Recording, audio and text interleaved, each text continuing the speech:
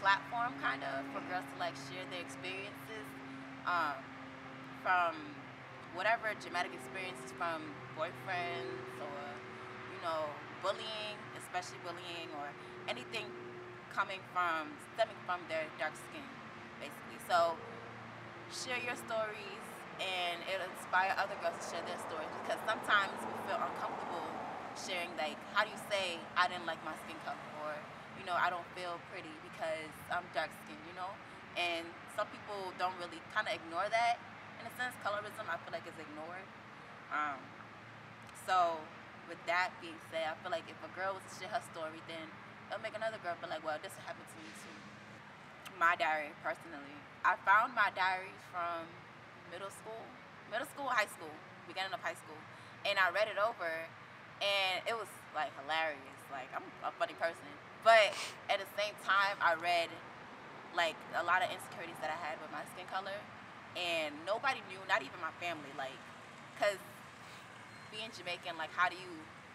No one really say anything about your skin color like that. Of course, they have like bleaching or whatever, that type of whole stereotype. But like, as a young girl coming from middle school or whatever, how do you go home and be like, I don't like my skin color, or I wish I looked like her, or something like that? It makes you feel uncomfortable.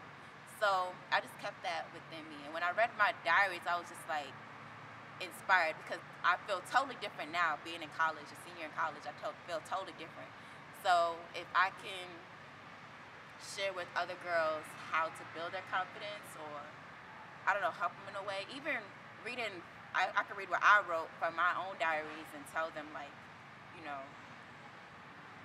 I don't know, even like reading from my diaries and telling them like my secrets and stuff like that, I'm okay with that, because I'm unapologetic about it. So I want to reach girls all over the world, actually, because there's a difference between dark skins. I'm finding you have Indians who are really dark and they consider themselves dark skins, but some places you would be called brown skin. And a lot of times, even though like a lot of girls will be like, oh, you're dark skin, but your skin is so beautiful. But if you call them dark skin, I'm not dark skin, I'm brown skin.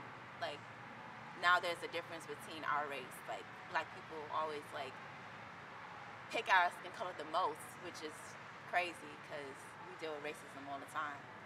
So within us, like, we discriminate against each other. Black boys will probably make fun of a dark skinned girl, whatever. Oh, you're too dark, or something like that. Or she's dark skinned, so she's automatically just ratchet or ghetto or just mad at the world, which is not the case at all.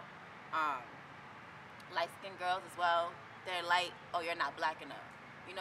I think we all go through something, but I feel like dark skinned girls,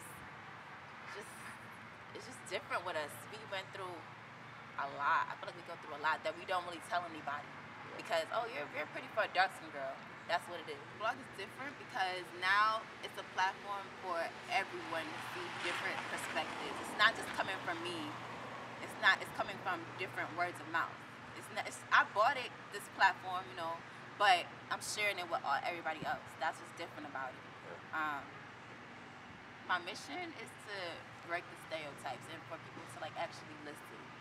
Like, you hear black girls rock and as a whole, which we do, and but you don't really hear. You only hear specific stories that goes viral about a dark skinned girl standing up for herself, or.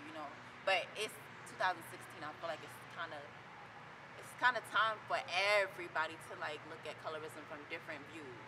If a light skinned girl want to make a blog about dedicated specifically for light skinned girls, or to speak up on the topic of not feeling black enough, then that's cool too. But this is from me being a dark skin perspective. So this story is like really like touching, because I didn't tell anybody this at all. Well, I told my roommate like my junior year, because obviously I evolved. But I came home one day, and it probably had to be like, I said middle school or elementary school, because recess and they're running around. So I came home, and you usually wash up and whatever, wash your hands, wash your face, go eat, do homework, whatever. But this time, I'm not sure. I don't remember what exactly happened, but when I came home, I just was like, man, I'm gonna just scrub my face.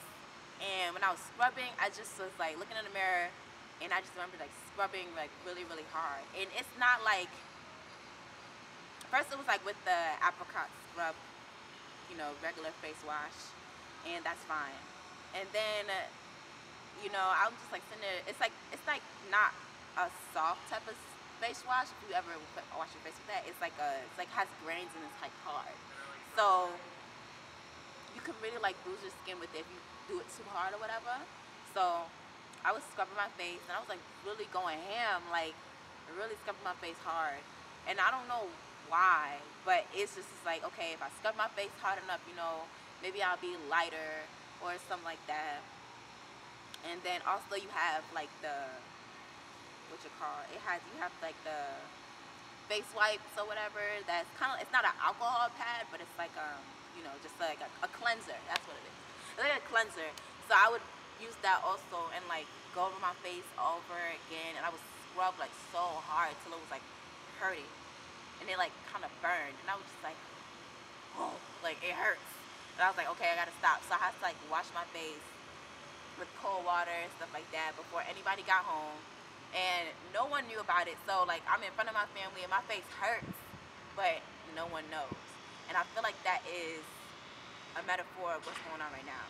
Like, you see us walking around like, okay, you know, dark skin girls, we had our makeup, and college girls right now, you know, dark skin, melanin, HBCUs, we are full of melanin, so you see us walking around, but you don't see the hurt that we have endured before we evolved into ourselves.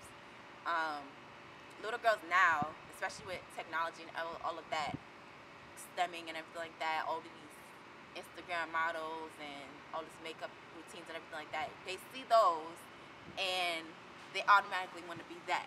They want to wear that type of lipsticks, or they want to wear that type of eyeshadow, whatever. But they can't because of their skin color, so they automatically think they're ugly.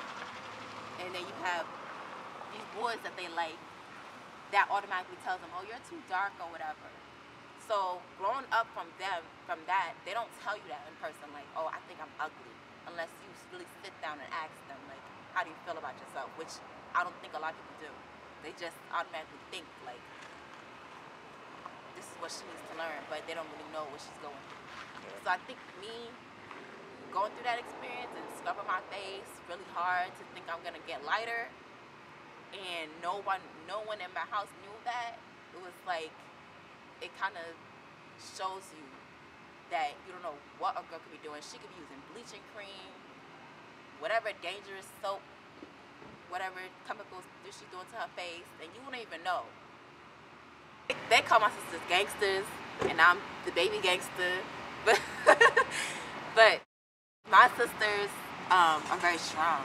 Like, I've witnessed them go through some strong things, but we never talked about our skin color or nothing like that. We talked about boys or whatever happened in school or fights, but we never talked about how we felt about our skin color, or what we never talked about how we felt about our skin color, or, oh, that's a cute dog.